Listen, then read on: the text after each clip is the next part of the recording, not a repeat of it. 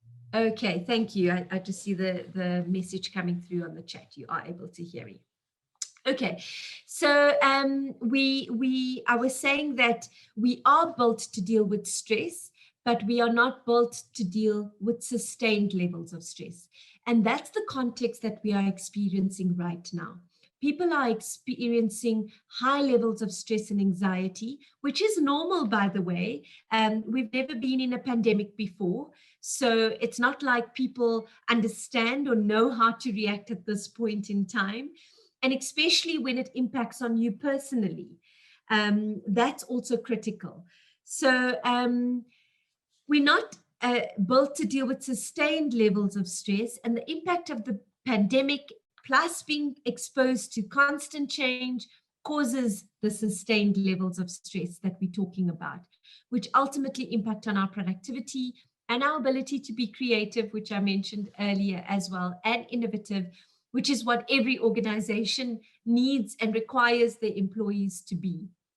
As many of you may have seen a graph somewhat like this before, that when people are stressed, they are less productive, they are less engaged, they may even be looking for another job, and it certainly introduces more absenteeism and even presenteeism into the system as well. So stress and burnout is increasingly common in the workforce. Stress is a bottom line issue for employers. And in fact, 96% of employers recognize that employee stress being one of the biggest challenges in a productive workforce today. So not only does this impact the health and well-being of individual employees, but it also reduces the focus, the engagement, and the productivity, and once again, the bottom line. So there has been much focus on what we can be doing within our organization to improve employee well-being at the end of the day. That is, what can we do to reduce the stress and build resilience within the employee population. And this is also why there's more and more employers that are talking about taking on more responsibility when it comes to looking after employee well-being.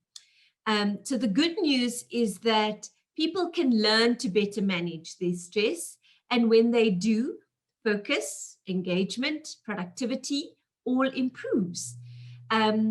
Because most of the chronic impact and effects of stress are actually reversible. So that is the good news. But learning to manage stress does begin with education and awareness. So if we identify our sources of stress, which is also a key sort of coping mechanism to deal with anxiety issues in general, if we understand and identify our own triggers for stress, then you can deal with it. That's what makes it reversible. It improves the health of our body and our mind, so that the responses to stress are then also appropriate. If you have the picture of the red arrows and the green arrows in mind right now, that's exactly the process that is then happening.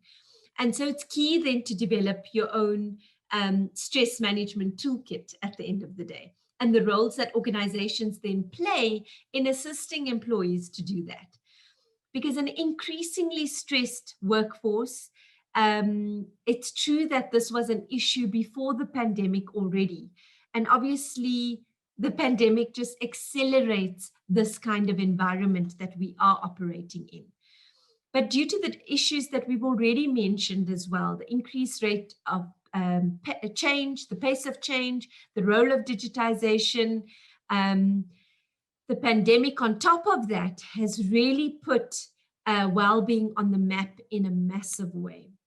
And it's placed well-being on the agenda of every board meeting in this day and age as well, especially with mental health concerns being dubbed as the rise in the pandemic and the second pandemic as well. So this again puts well-being in the center of an organization's agenda. In South Africa, as many of you may have heard some of the stats, we are dealing with 1 in every 4 people that are struggling with a mental health issue and will experience a mental illness at some point in their lives. Just a very quick note, mental illness and mental health exists on the same continuum. It's where you're spending more of your time, whether you are actually practicing to be more mentally healthy versus behaviors, emotions, cognitions that you're spending more time on that may result in mental illness. So what I want everybody to understand from it being on the same continuum is that we are all exposed to mental health concerns. And it can happen to each and every one of us.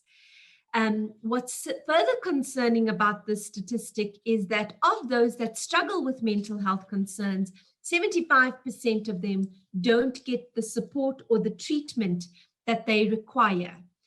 So it's no secret that South Africa does have limited resources when it comes to dealing with mental health, let alone the multidisciplinary approach that it does require and the holistic treatment that it does require to play a role in preventing mental health concerns.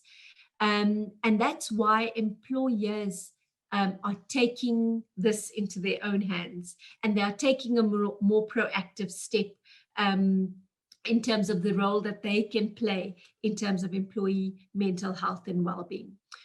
What's also further concerning is that global megatrends show that we are moving towards the statistic of 1 in every 2 people that will struggle with mental health concerns.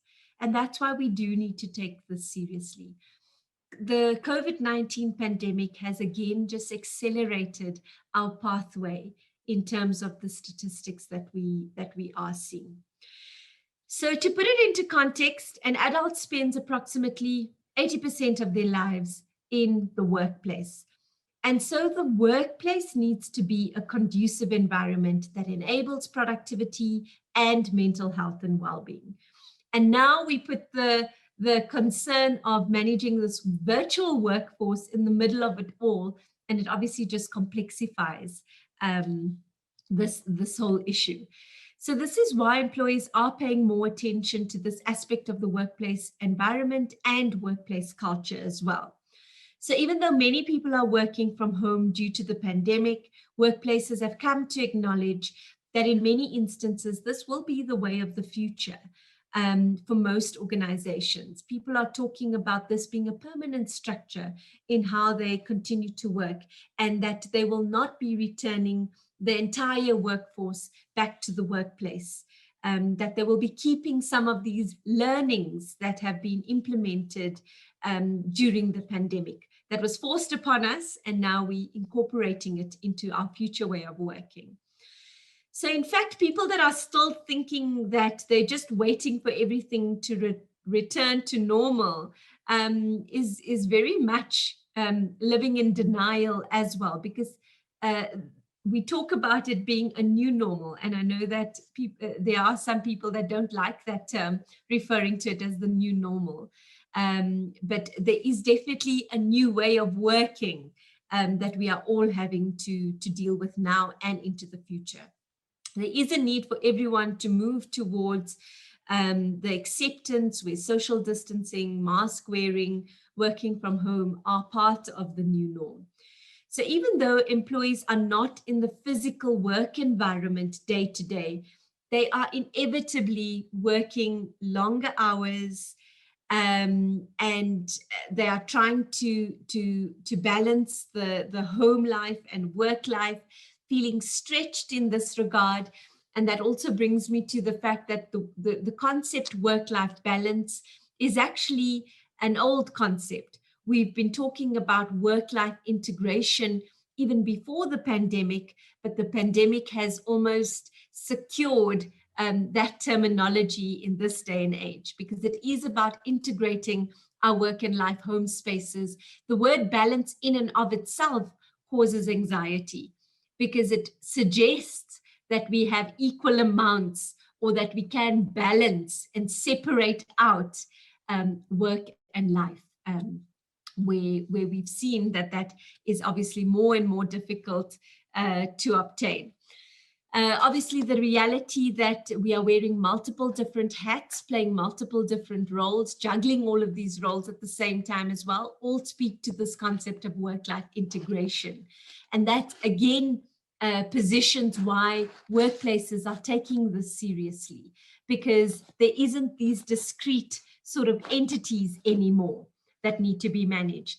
We're already talking about entering a third wave at some point in time, and whether we'll enter that third wave earlier than initially predicted because of the restrictions being laxed and eased into a level 1 at this point in time, and that we may have to revert back to homeschooling at some point in time. So there's all of these things that are still in the system, causing stress and anxiety, and workplaces are having to manage all of these things that employees are dealing with. So these are just some of the factors that requires employees to look beyond the physical work environment as their only responsibility to look after employee mental health, and to extend that into the employee's personal environment as well. So to ensure that employees can be productive in their work and home environment, they do need to ensure holistic support is being provided to truly make a positive impact on employee health and well-being. And so this I pulled out of an employee wellness industry trend report that was actually released this year. And it really does sum up quite nicely. What you can see is that employers are focusing, 88% of employers are focusing on spending more and investing more in the mental health of employees, which is really encouraging to see, but it also showcases the current context that we are dealing with now. Well-being is not just one-dimensional. In fact, we talk about 7 dimensions of well-being, which includes environmental well-being, which is huge focus right now as a result of the pandemic, social well-being, occupational well-being, family well-being. So it's all of these different dimensions that need to be considered when we talk about well-being. And when we talk about mental health and well-being in specific, all of these dimensions play a role as well, because if one dimension is not being taken care of, it has the ability to impact on mental health and well-being. So 88% of organizations are wanting to invest more on mental health and well-being and support for their employees. And the top 2 other areas that employers want to invest more in, interestingly, is on stress management and resilience, which has a huge role to play from and is linked very much with mental health. And the third area being telemedicine as well. So obviously we've all been introduced to a digital way of connecting for support. In fact, they say, how lucky are we to be stuck in a pandemic when we have access to technology? Imagine what that period of hard lockdown, especially, and social isolation would have actually have been like when we were stuck between 4 walls and had no access to how our family members are doing, no ability to video call them or call them.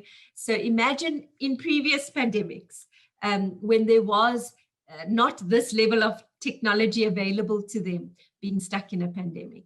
So we are a lot more fortunate to have access to telemedicine these days, virtual counseling, virtual contact with our doctors, those kinds of things. And organizations are wanting to invest more in providing that level of support for employees as well. We've seen the increase in the trend as well from a virtual counseling perspective, from a live chat perspective, people wanting to engage through our app to access counseling using live chat. These have all been the conveniences of technology and brought in to support the employee during this time. Something as simple as considering the employee's environment, where they are now stuck with other people in the home environment, where they can't actually talk about the problems that they're experiencing, especially if the problem relates to family relationships or partner-spousal relationship, that kind of a thing. That they can't pick up the phone to talk about these issues, and then they engage in other platforms like email counseling and live chat counseling. Those are just some of the trends that we've been seeing.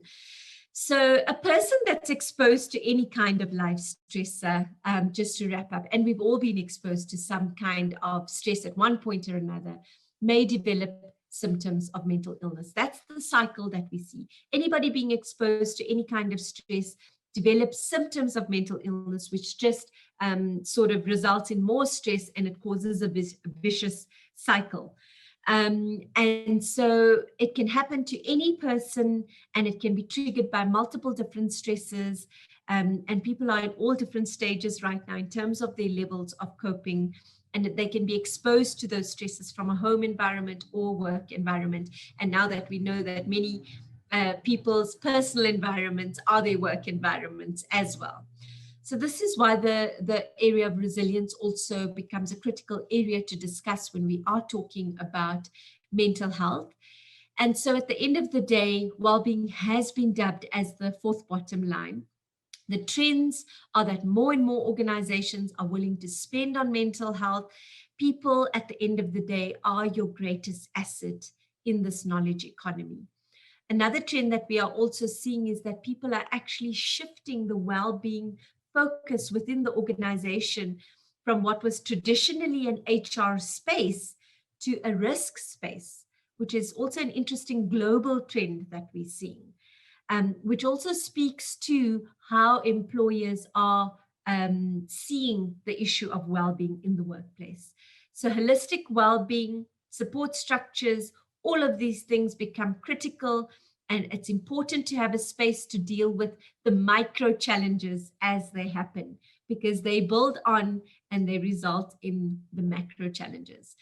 One last point I want to make before I open it up for discussion is that managers play a key role in this discussion on employee well-being, and they really do need to be upskilled to pick up on how are they checking in with employees, meaningfully checking in with employees. It becomes a critical skill within the organization, a critical skill for managing productivity. I'm not sure how many of you are aware, but South Africa has one of the lowest managers' skill levels when it comes to the relationship between managers and their employees.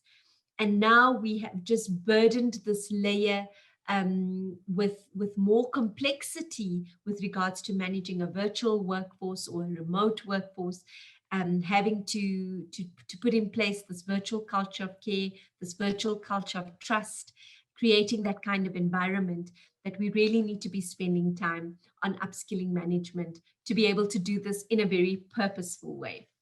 So I hope I've just shared some sort of insights and value during the session, and would be very, very happy to engage in questions that are coming through. I'm going to go to the Q&A box first. So there's a question from Lalita who says, what are the innovative interventions to ensure wellness in this virtual workplace, which is now their homes against the backdrop of psychosocial hazards, working longer hours, fear of losing jobs, reduced motivation. So there is no debate that people are working differently than before. And I agree with you, a large population suggests that they are working longer hours. So that definitely becomes part of it. And that's why we need to be so intentional about managing. In fact, I just read an article yesterday as well, that managing psychological safety has a direct impact on the bottom line. So that's even more specific to just well-being being dubbed as the fourth bottom line, that managing psychological safety impacts on the bottom line directly. So it really is about having that strategic discussion in the workplace around coming up with what is your well-being strategy. How are the policies in the workplace being adjusted to speak to this remote workplace, to speak to this virtual culture of care that we're talking about? How do we manage that? How do we communicate to the employees around the support mechanisms that are available to them, providing guidelines on working from home?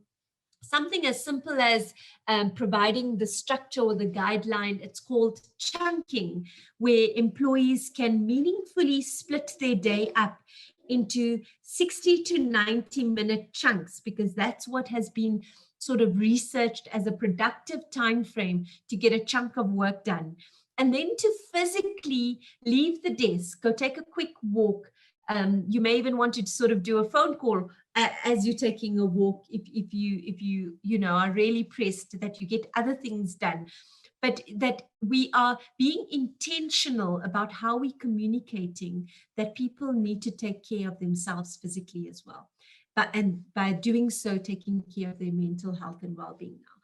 So whether that break is around taking a quick walk or going to make a quick snack or a cup of coffee, or whatever it is, that giving people permission to practice the skill of chunking becomes critical when we talk about mental health and well-being, looking after psychological safety. So those are just some of the ideas to put forward.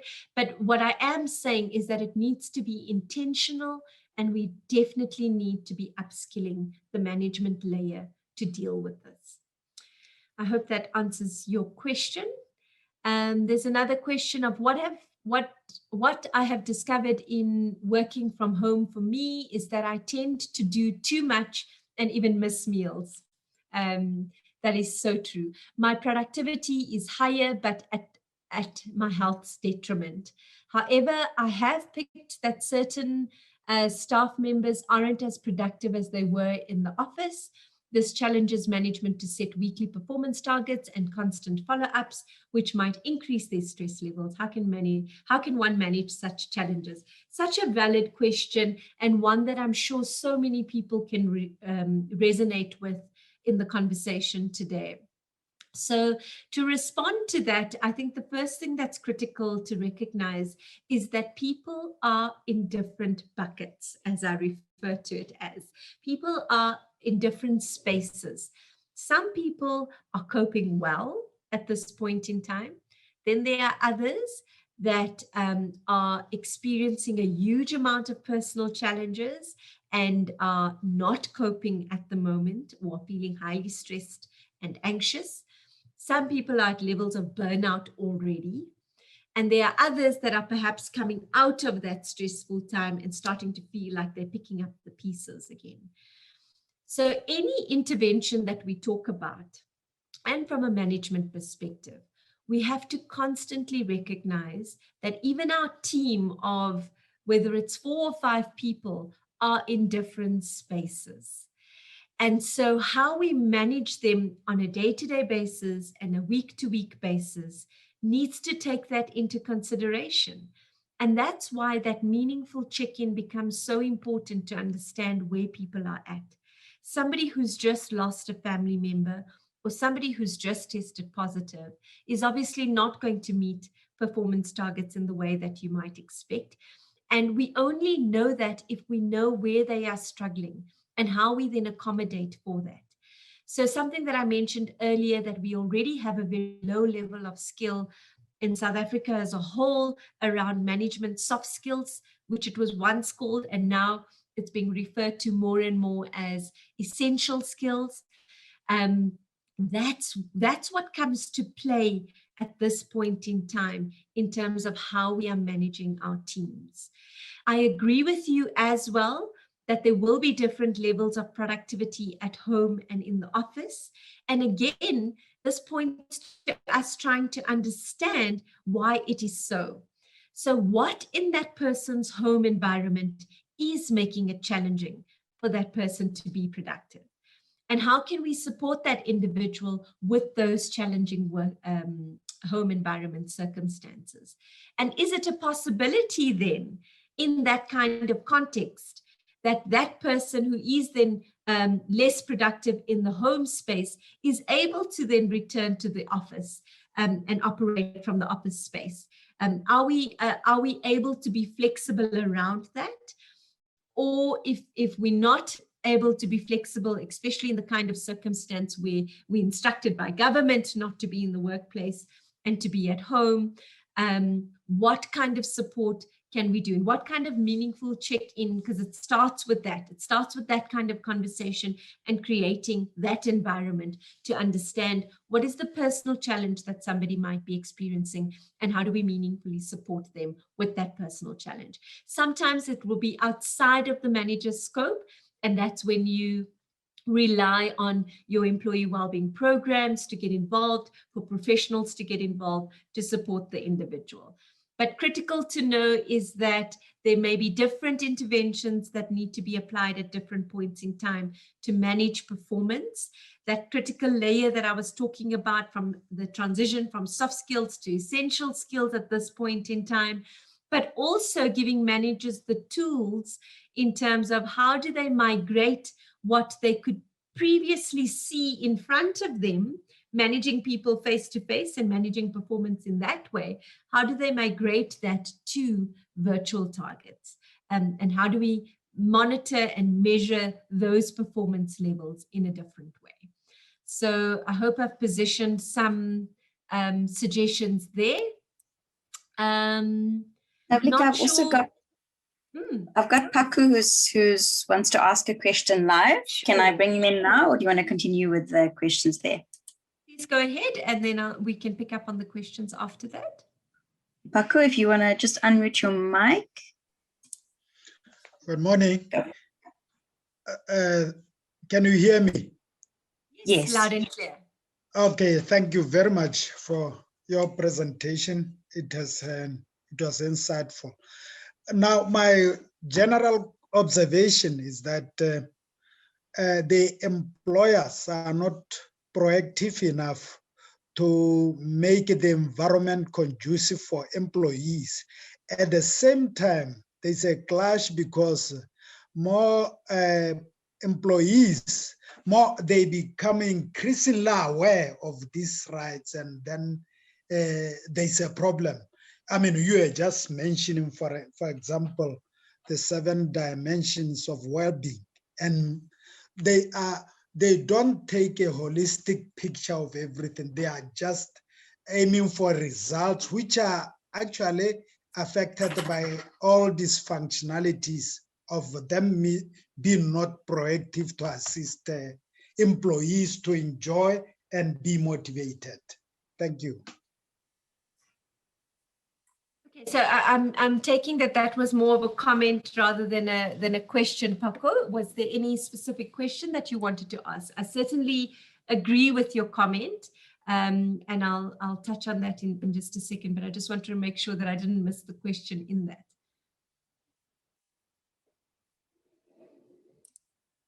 Okay, I'll take that as a yes. So the one comment I'd like to add to what Paco's just raised, because it's a very valid comment, is that when we went into lockdown at the start of this pandemic in the South African environment specifically, most organizations were sort of scrambling around getting people set up in the home environment, making sure that they could continue with the day's work in the home environment. So that was often more around the technological kind of side of it. You know, do people have the equipment that they can take home and get set up? And then it was really around setting up new ways of engaging and getting all these virtual sort of team meetings and Zoom meetings and all of that up and running in terms of continuously checking in on one another, from a workplace perspective. It was largely focused on the deliverables and how we get that going. And over time, now that that has pretty much been sorted and organizations feel fairly confident about their ability to operate remotely, whatever that may mean in their environment, they realize that, and especially as an outcome of the second wave, where the first wave, some people may have known one or two people here and there, it still felt like the problem was happening out there. And in the second wave, it became a lot closer to home. But leading up to that, organizations started to take cognizance of the fact that people are exhausted. People have not really created the best habits and behaviors around working these long hours, missing meals, as the previous person mentioned. They're not taking care of their physical health and well-being, and that is not sustainable, which is again why I sort of brought up the pictures of the brain. We can deal with it for in short spaces of time, in reaction to something, but it's not sustainable to operate in that way. And then we lose employee productivity if we ignore that.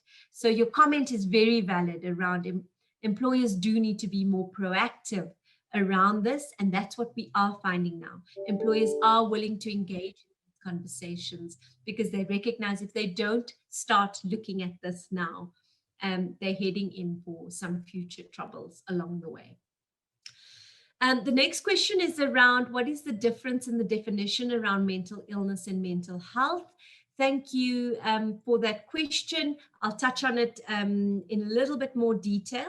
So when I refer to mental health, I'm essentially referring to an individual who is perhaps able to make decisions easily, who is not negatively impacted by a stressful situation in a way that they feel like they can't sort of bounce back. So the resiliency levels are perhaps better in a person who's mentally healthy. This kind of person, you would also imagine more productive relationships, relatively stable energy levels, relatively stable mood. That's the kind of picture that we're talking about, able to solve problems, because difficulties come up for everybody, and they're in a space where they can think through it and work towards a solution.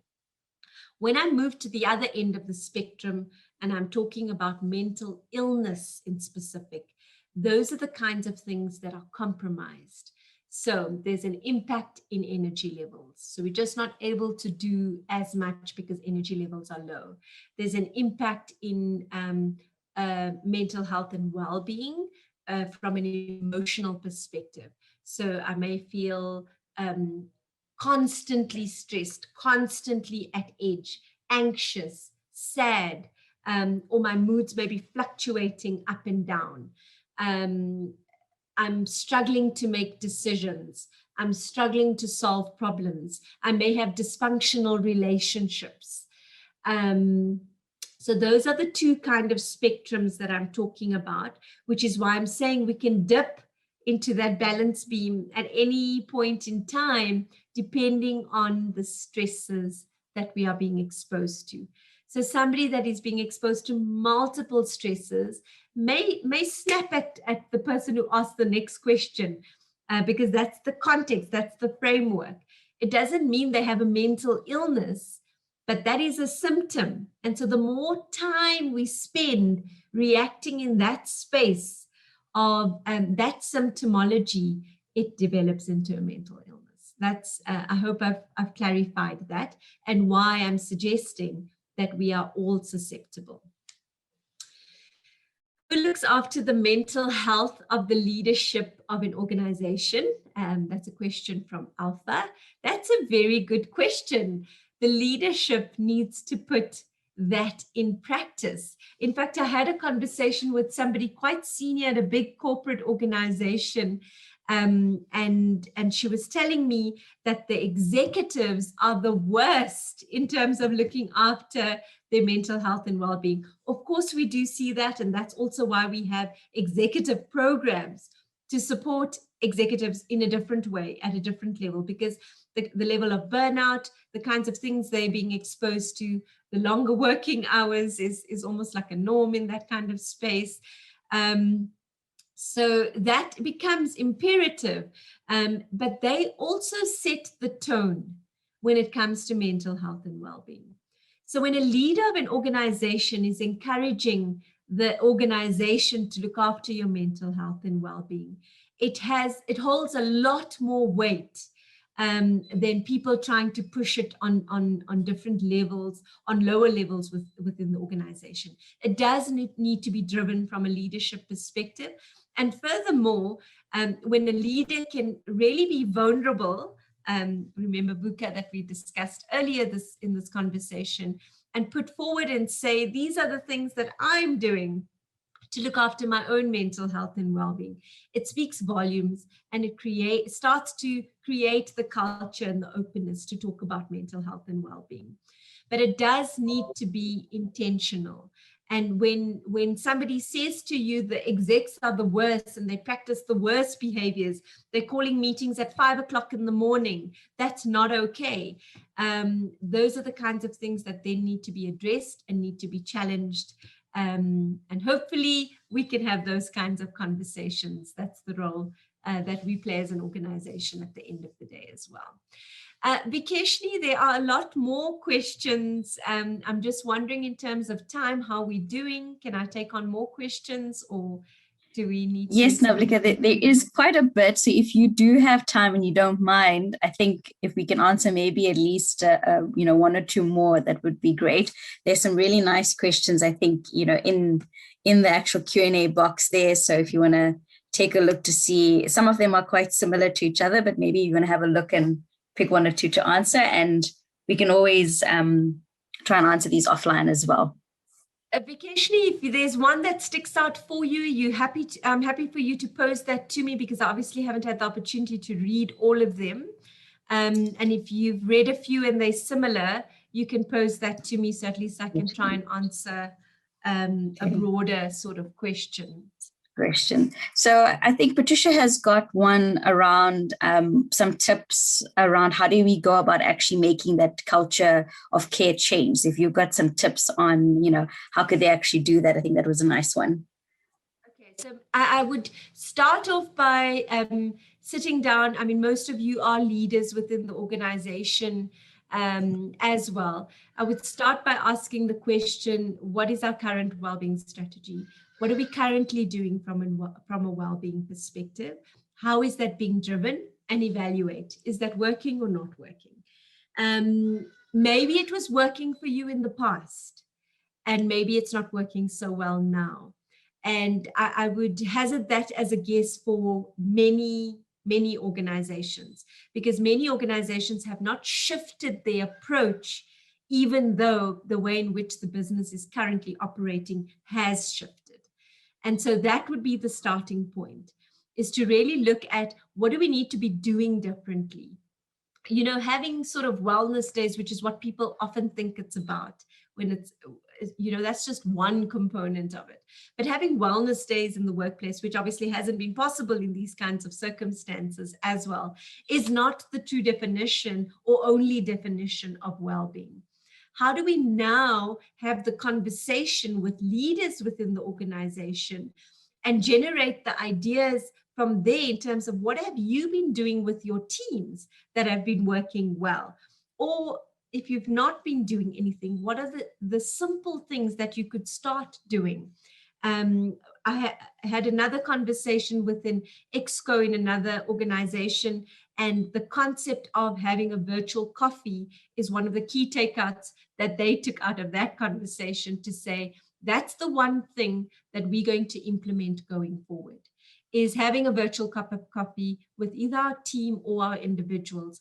And that conversation is not about Did you do this? Did you do that? Did you do this in terms of workplace deliverables? Yes, it may have a slant in terms of understanding how it's impacting on workplace deliverables, but it's really just about connecting and saying things like, Vikeshni, how are you coping at home? How have things been going? What does that home environment actually look like? What has been one of your key challenges in this time? Or you've just come out of a family member being ill, or you yourself being ill. Have you really recovered? We're finding more and more that these symptoms are lingering. In fact, just yesterday I was reading another sort of update around it, acting sometimes like an autoimmune disease in terms of how long those symptoms actually then stay within the symptoms. So connect on that level. That's the one thing that you could be doing today. Give your employee a call and say, just wanting to check in on you. And that does need to be a meaningful check-in, and it does need to be a frequent check-in. That's how we start to create a new culture of care. So I hope that's answered that. I just picked up one.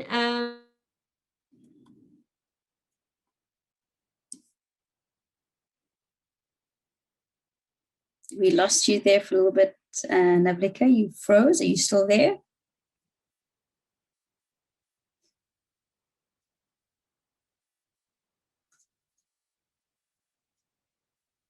I'll just give her a few seconds. I think her internet is a bit slow this morning as they didn't have power, so she's on an inverter, but just give her a few minutes to come back.